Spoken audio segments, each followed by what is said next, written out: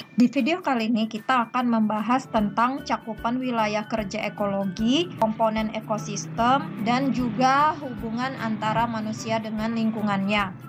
Yang pertama, apa saja yang termasuk dalam cakupan wilayah kerja ekologi?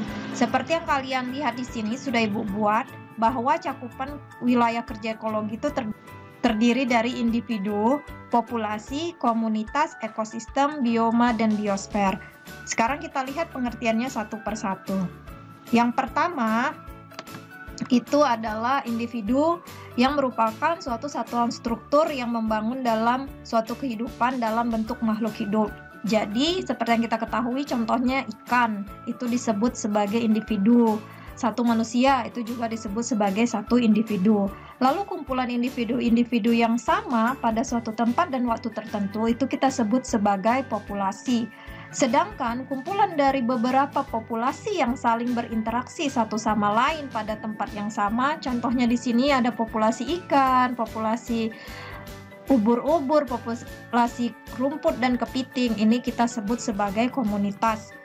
Dan di tingkat atasnya itu kita sebut sebagai ekosistem, di mana ekosistem ini kalau tadinya komunitas itu tidak ada komponen abiotik di dalamnya, maka pada ekosistem itu sudah ada komponen abiotik seperti tanah, air, dan lain sebagainya yang membentuk hubungan timbal balik antara organisme yang hidup dengan komponen abiotiknya yang ditandai dengan adanya aliran energi dan siklus materi. Yang lebih besar lagi itu kita sebut sebagai bioma.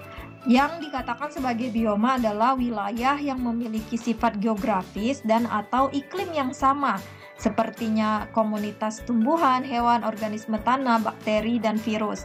Dan yang lebih besar lagi secara keseluruhan di permukaan bumi itulah kita sebut sebagai biosfer, di mana biosfer ini adalah organisasi biologi terbesar yang mencakup semua kehidupan di bumi dan adanya interaksi antara lingkungan fisik secara keseluruhan.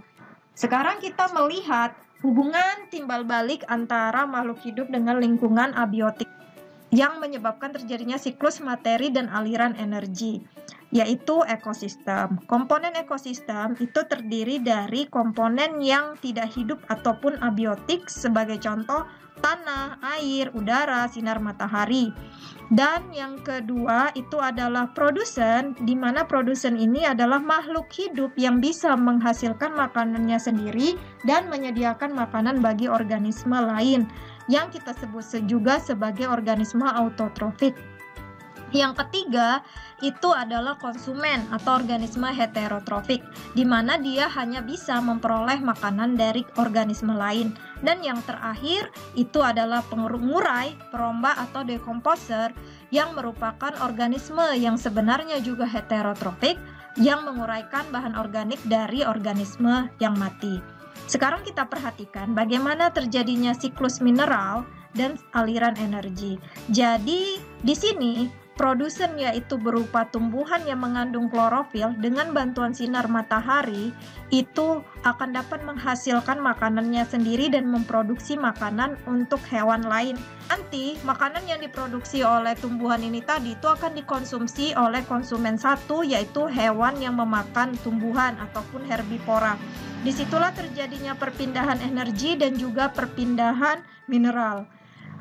Herbivora tadi itu akan dimakan ataupun dikonsumsi oleh konsumen dua, yaitu karnivora yang kecil. Dengan demikian akan terjadi perpindahan energi dan juga perpindahan mineral. Karnivora yang kecil ini juga akan menjadi makanan untuk karnivora yang besar, sehingga energi dan mineral tadi itu berpindah. Selanjutnya, karnivora yang besar ini tadi itu nanti akan bisa langsung memberikan timbal balik kepada produsen ataupun tumbuhan, atau dengan melalui suatu penguraian. Sebagai contoh adanya konsumen ataupun karnivora baik yang besar ataupun karnivora yang kecil itu mati, sehingga menyebabkan adanya sampah organik. Dan sampah organik ini dengan bantuan dekomposer ataupun misalkan mikroba itu menjadi humus yang nantinya itu dimineralisasi menjadi bahan mineral yang kemudian diserap oleh tanaman. Jadi aliran mineralnya itu kembali lagi. Sedangkan untuk aliran energinya sendiri memang dari konsumen 3 itu dia bisa langsung ke produsen, yaitu tumbuhan yang berklorofil. Di sini Ibu akan membahas tentang manusia dan lingkungannya. Kembali lagi, kalau tadi kita membahas kebakaran hutan, sekarang kita membahas tentang kelapa sawitnya itu sendiri. Jadi ada suatu artikel yang meminta untuk stop tanam sawit, terutama untuk orang yang berada di daerah Sumatera ataupun Kalimantan yang banyak daerah perkebunan kelapa sawitnya.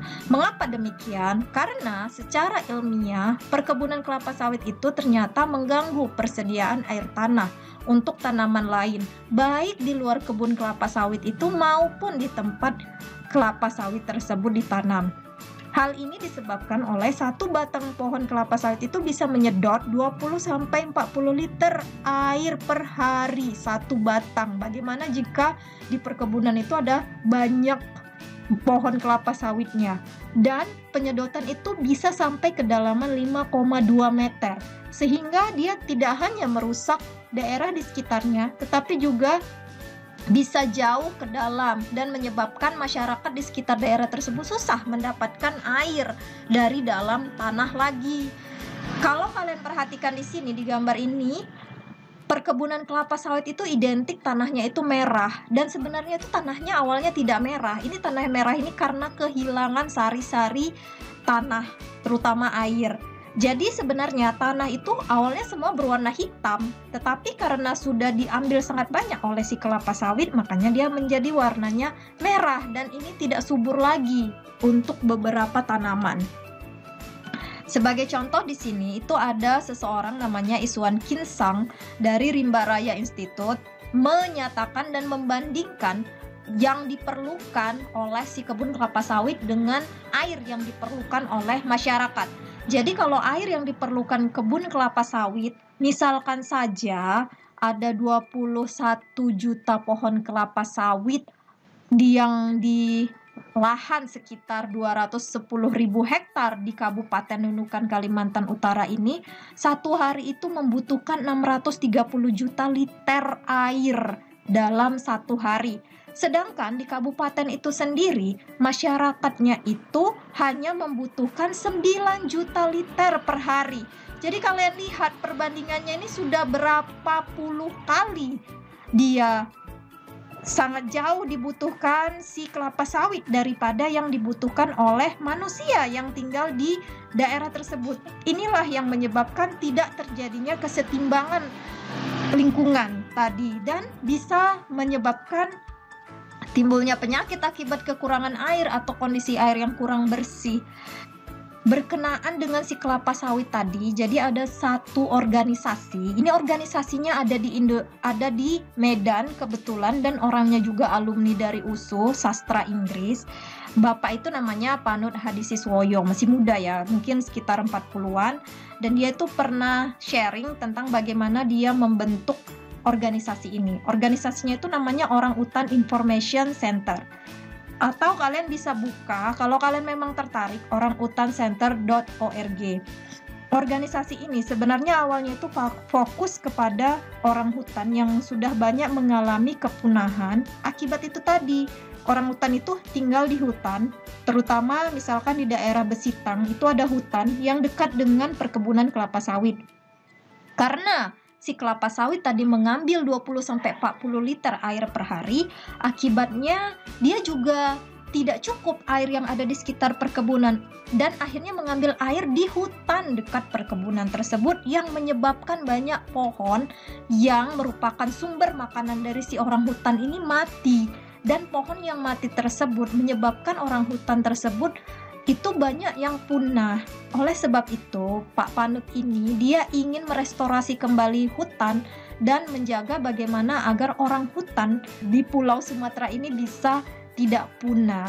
Ada beberapa hal yang dilakukannya seperti merestorasi hutan, menyelamatkan orang hutan, kemudian menanam kembali hutan dan banyak kegiatan-kegiatan yang dilakukannya.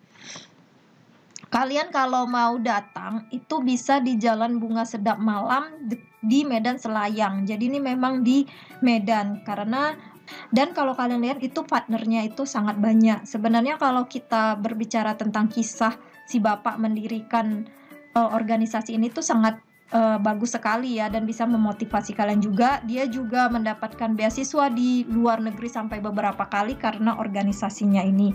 Yang seperti Ibu bilang tadi, banyak orang yang lebih peduli tentang lingkungan ataupun orang hutan, gajah, harimau Sumatera itu justru orang luar, bukan orang Indonesia sendiri, karena kita masih fokus kepada mencari makan seperti itu. Hal yang menarik dari organisasi ini, dia juga membantu mengenalkan tentang ekologi yang baik kepada masyarakat. Jadi, masyarakat di sekitar daerah tersebut itu juga diberi edukasi bagaimana agar antara manusia dengan lingkungannya itu saling memberikan timbal balik yang positif, bukan hanya manusia merusak lingkungan dan mengambil manfaat dari lingkungan tapi tidak mengembalikannya ke lingkungan, seperti itu. Dan Ibu dulu juga pernah ikut dalam salah satu kegiatannya. Di sana itu kami menanam pohon kembali dan mereka memperkenalkan tanaman-tanaman yang ada di hutan tersebut. Jadi memang harus tinggal di hutan. Bahkan ada juga sekolah-sekolah di Singapura itu yang sengaja bekerja sama dengan orang hutan center ini untuk dapat mengenal hutan. Mereka melakukan kegiatan-kegiatan yang positif seperti menanam kembali hutan, kemudian membuat adanya pewarna dari bahan-bahan alami yang ditemukan di hutan tersebut, dan lain sebagainya.